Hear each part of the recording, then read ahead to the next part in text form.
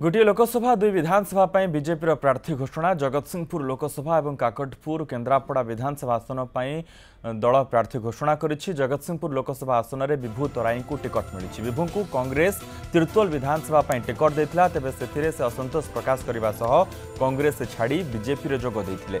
सेहीपरि काकटपुर में रवि मल्लिक को प्रार्थी करिछि दल। टिकेट न पाई गतकाली से बीजेडी इस्तीफा दे पद्म धरी। केन्द्रापड़ा विधानसभा सुनाकर बेहेरा को टिकेट मिली।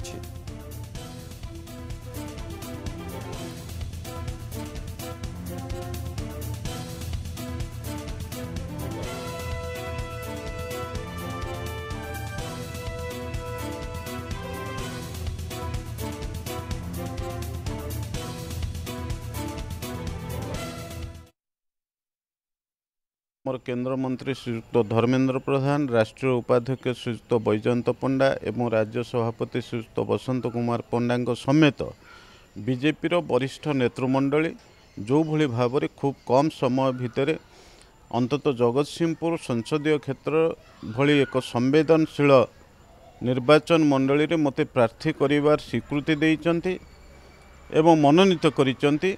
मु समस्तक पाखरे कृतज्ञता ज्ञापन करुछि।